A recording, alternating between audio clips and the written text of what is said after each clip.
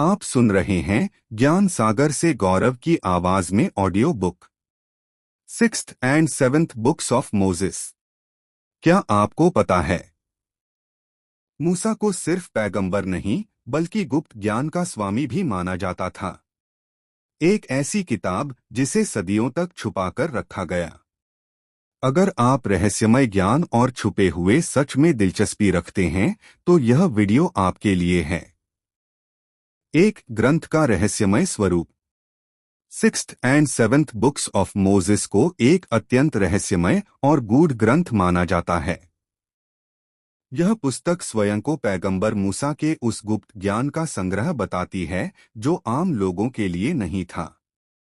इस ग्रंथ की भाषा, प्रतीक और संरचना सामान्य धार्मिक पुस्तकों से अलग है। इसमें सीधे उपदेश देने के बजाय संकेतों, प्रतीकों और रहस्यमय नामों के माध्यम से बात कही गई है। यह रहस्यात्मकता ही इसे साधारण धार्मिक ग्रंथों से अलग बनाती है। ग्रंथ यह दर्शाता है कि हर ज्ञान सार्वजनिक नहीं होता।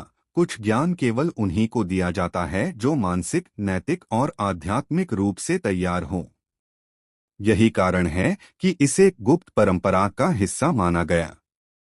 यह पुस्तक यह भी सिखाती है कि ब्रह्मांड के नियम सरल दिखते हैं, लेकिन उनके पीछे गहरी संरचना और संतुलन छिपा है। रहस्यमय स्वरूप का उद्देश्य डर पैदा करना नहीं, बल्कि जिज्ञासा जगाना है। यह पाठक को सोचने पर मजबूर करता है कि वास्तविक शक्ति बाहरी कर्मकांड में नहीं, बल्कि आंतरिक समझ में निहित है। 2 बाइबिल से अलग पहचान। 6th and 7th books of Moses Bible का आधिकारिक हिस्सा नहीं है, फिर भी इसका संबंध बाइबिल की कथाओं से जोड़ा जाता है। यह पुस्तक मूसा के जीवन और कार्यों को एक अलग दृष्टिकोण से प्रस्तुत करती है। जहां बाइबिल मूसा को ईश्वर का संदेशवाहक दिखाती है, वहीं यह ग्रंथ उन्हें गहन आध्यात्मिक ज्ञान रखने वाले साधक के रूप में दर्शाता है। इस अलग पहचान के कारण यह पुस्तक विवादों में भी रही। धार्मिक संस्थाओं ने इसे स्वीकार नहीं किया क्योंकि इसमें ऐसे विषय हैं जो पारंपरिक धार्मिक ढांचे से बाहर जाते हैं। फिर भी कई लोगों ने इसे बाइबिल ज्ञान का गुप्त विस्तार माना। यह ग्रंथ यह संकेत देता है कि धार्मिक सत्य केवल एक पुस्तक या एक परंपरा तक सीमित नहीं होता। अलग अलग युगों में ज्ञान को अलग रूपों में संरक्षित किया जाता है। इस दृष्टि से यह पुस्तक हमें यह समझने में मदद करती है कि धर्म और रहस्यवाद के बीच एक सूक्ष्म संबंध है, जिसे समझने के लिए खुले मन और विवेक की आवश्यकता होती है। 3 शक्ति और ईश्वरीय नाम। इस ग्रंथ में ईश्वर के विभिन्न नामों का विशेष महत्व बताया गया है। इन नामों को केवल शब्द नहीं, बल्कि शक्ति के प्रतीक के रूप में प्रस्तुत किया गया है। माना जाता है कि हर नाम एक विशेष गुण, ऊर्जा या ब्रह्मांडीय सिद्धांत को दर्शाता है। पुस्तक का मुख्य संदेश यह है कि नामों की शक्ति उनके उच्चारण में नहीं, बल्कि उनके अर्थ और समझ में है। यदि व्यक्ति बिना समझ के केवल शब्दों का प्रयोग करता है, तो वह वास्तविक लाभ नहीं पा सकता। यह अवधारणा हमें यह सिखाती है कि भाषा स्वयं में एक शक्ति है। सही शब्द, सही भावना और सही उद्देश्य के साथ प्रयुक्त हों तो वे मानव चेतना को बदल सकते हैं। यह बिंदु आधुनिक मनोविज्ञान से भी मेल खाता है, जहां विचार और शब्दों को मानसिक ऊर्जा माना जाता है। ग्रंथ चेतावनी भी देता है कि शक्ति का प्रयोग स्वार्थ या अहंकार के लिए नहीं होना चाहिए, क्योंकि ऐसा करने से संतुलन बिगड़ सकता है। 4 मूसा की छवि। इस पुस्तक में मूसा को केवल एक ऐतिहासिक पैगंबर के रूप में नहीं, बल्कि एक महान आध्यात्मिक साधक के रूप में प्रस्तुत किया गया है। यहाँ मूसा ऐसे व्यक्ति हैं जिन्होंने ईश्वरीय ज्ञान को गहराई से समझा और उसे अपने जीवन में उतारा। ग्रंथ के अनुसार मूसा की शक्ति उनके बाहरी चमत्कारों में नहीं, बल्कि उनकी आंतरिक साधना और आत्मसंयम में थी। वे ईश्वर से संवाद करने वाले ऐसे मानव थे जिन्होंने अपने भय, क्रोध और अहंकार पर विजय प्राप्त की। यह दृष्टिकोण मूसा को एक आदर्श मानव बनाता है, न कि केवल एक दूर की दिव्य हस्ती। इससे पाठक को यह प्रेरणा मिलती है कि आध्यात्मिक उन्नति केवल चुने हुए लोगों के लिए नहीं, बल्कि हर उस व्यक्ति के लिए संभव है जो अनुशासन और सत्य के मार्ग पर चलता है। यह छवि हमें यह सिखाती है कि सच्चा नेतृत्व आत्मज्ञान से उत्पन्न होता है। 5. ज्ञान और नियंत्रण का विचार। 6th and 7th books of Moses में ज्ञान को शक्ति का मूल स्रोत माना गया है। यह ज्ञान बाहरी संसार पर नियंत्रण पाने से पहले स्वयं पर नियंत्रण सिखाता है। ग्रंथ स्पष्ट करता है कि जो व्यक्ति अपने विचारों, इच्छाओं और भावनाओं को नियंत्रित नहीं कर सकता, वह किसी भी शक्ति का सही उपयोग नहीं कर सकता। यह विचार आधुनिक आत्मविकास की अवधारणाओं से भी मेल खाता है। आत्मनियंत्रण को यहाँ सबसे बड़ा तप बताया गया है। जब व्यक्ति अपने भीतर संतुलन स्थापित करता है, तभी वह बाहरी परिस्थितियों को समझने और संभालने में सक्षम होता है। ग्रंथ यह भी संकेत देता है कि ज्ञान का उद्देश्य प्रभुत्व नहीं, बल्कि सामंजस्य है। सच्चा ज्ञानी वह है जो शक्ति का प्रयोग दूसरों पर शासन करने के लिए नहीं, बल्कि व्यवस्था और संतुलन बनाए रखने के लिए करता है। इस प्रकार यह पुस्तक ज्ञान को अहंकार का साधन नहीं, बल्कि जिम्मेदारी के रूप में प्रस्तुत करती है। अगर आपको ऐसे गुप्त ग्रंथों, रहस्यमय इतिहास और गहरे आध्यात्मिक ज्ञान की जानकारी पसंद आती है, तो अभी लाइक करें, अपने विचार नीचे कमेंट में लिखें और ऐसी ही ज्ञानवर्धक वीडियो के लिए चैनल को सब्सक्राइब करना बिल्कुल न भूलें। 6. प्रतीकों और चिन्हों का प्रयोग। इस ग्रंथ में प्रतीकों और चिन्हों का अत्यधिक महत्व है। ये प्रतीक केवल चित्र या आकृतियां नहीं हैं, बल्कि गहरे आध्यात्मिक अर्थों को छुपाए हुए हैं। 6th and 7th books of Moses यह संकेत देता है कि ब्रह्मांड का ज्ञान सीधी भाषा में नहीं, बल्कि प्रतीकात्मक रूप में प्रकट होता है। प्रतीकों का उद्देश्य सामान्य बुद्धि को भ्रमित करना नहीं, बल्कि गहरे चिंतन के लिए प्रेरित करना है। जब साधक इन चिन्हों पर ध्यान करता है, तो वह धीरे धीरे उनके भीतर छिपे अर्थ को समझने लगता है। यह प्रक्रिया ध्यान और आत्मावलोकन से जुड़ी हुई है। ग्रंथ यह भी बताता है कि प्रतीक एक सार्वभौमिक भाषा हैं, जिन्हें अलग अलग संस्कृतियों में अलग रूपों में पाया जा सकता है। इससे यह सिद्ध होता है कि सत्य एक है, बस उसे व्यक्त करने के तरीके भिन्न हैं। यह बिंदु पाठक को यह सिखाता है कि हर चीज को शाब्दिक रूप में नहीं लेना चाहिए। कई बार गहरा सत्य संकेतों में छुपा होता है, जिसे समझने के लिए धैर्य और विवेक आवश्यक है। 7. आध्यात्मिक अनुशासन। 6th and 7th books of Moses में आध्यात्मिक अनुशासन को अत्यंत महत्वपूर्ण माना गया है। ग्रंथ के अनुसार बिना अनुशासन के कोई भी ज्ञान अधूरा और खतरनाक हो सकता है। अनुशासन का अर्थ केवल नियमों का पालन नहीं, बल्कि जीवन के हर क्षेत्र में संतुलन बनाना है। माना जाता है कि जो व्यक्ति अपने मन और इंद्रियों को नियंत्रित करना सीख लेता है, वही उच्च ज्ञान को धारण करने योग्य बनता है। ग्रंथ यह भी सिखाता है कि अनुशासन व्यक्ति को भय से मुक्त करता है। जब जीवन में स्पष्ट नियम और उद्देश्य होते हैं, तो भ्रम कम होता है और आत्मविश्वास बढ़ता है। यह दृष्टिकोण बताता है कि आध्यात्मिक मार्ग कोई तात्कालिक चमत्कार नहीं, बल्कि निरंतर प्रयास का परिणाम है। अनुशासन के बिना शक्ति नहीं आती और शक्ति के बिना ज्ञान व्यर्थ हो जाता है। 8. भय और सुरक्षा की अवधारणा। इस ग्रंथ में भय और सुरक्षा को मनोवैज्ञानिक और आध्यात्मिक दृष्टि से समझाया गया है। यह बताया गया है कि भय मनुष्य की सबसे बड़ी कमजोरी है, जो उसे अपने वास्तविक सामर्थ्य से दूर कर देती है। Sixth and seventh books of Moses के अनुसार भय बाहरी शक्तियों से नहीं बल्कि अज्ञान से उत्पन्न होता है। जब व्यक्ति सत्य को समझने लगता है तो भय स्वतः समाप्त होने लगता है। सुरक्षा का अर्थ यहाँ बाहरी कवच या साधन नहीं बल्कि आंतरिक स्थिरता है।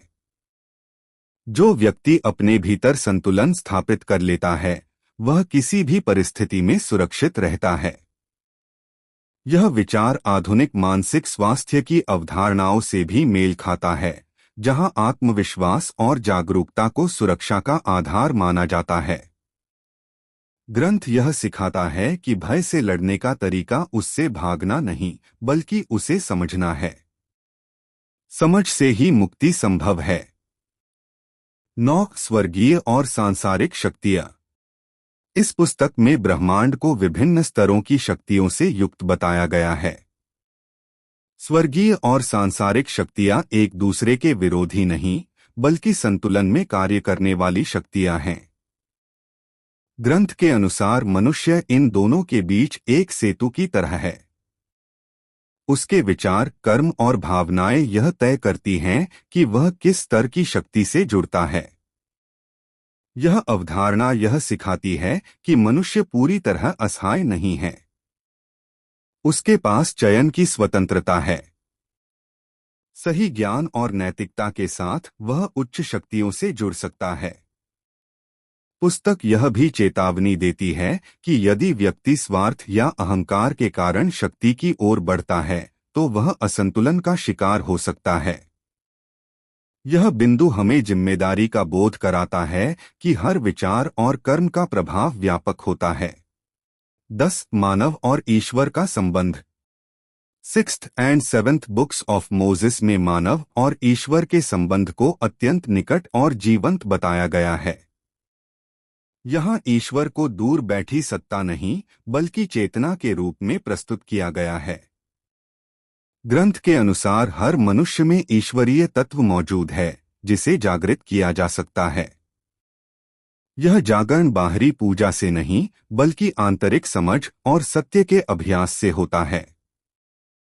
यह दृष्टिकोण व्यक्ति को कमजोर नहीं बल्कि जिम्मेदार बनाता है। यदि ईश्वर भीतर है तो प्रत्येक कर्म पवित्र बन सकता है। ग्रंथ यह सिखाता है कि सच्ची भक्ति डर से नहीं, प्रेम और समझ से उत्पन्न होती है। मानव और ईश्वर का यह संबंध जीवन को अर्थ और दिशा देता है। इस प्रकार यह पुस्तक आध्यात्मिकता को जीवन से अलग नहीं बल्कि जीवन का ही आधार बताती है। 11 गुप्त ज्ञान की परंपरा।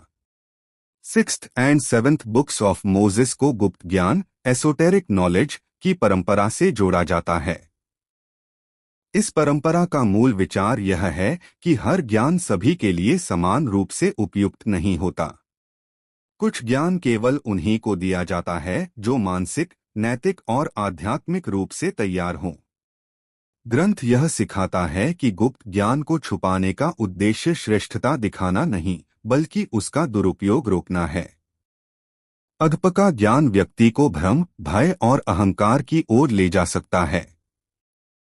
यह परंपरा गुरु शिष्य संबंध पर आधारित मानी जाती है, जहां ज्ञान धीरे धीरे अनुभव के साथ दिया जाता है। इससे साधक में धैर्य, विनम्रता और जिम्मेदारी का विकास होता है। यह बिंदु आधुनिक जीवन में भी प्रासंगिक है, जहां जानकारी बहुत है लेकिन समझ कम। ग्रंथ संकेत देता है कि सच्चा ज्ञान वही है जो व्यक्ति के चरित्र को बेहतर बनाए। 12 नैतिक चेतावनी। यह ग्रंथ बार बार यह चेतावनी देता है कि शक्ति और ज्ञान का दुरुपयोग विनाश का कारण बन सकता है।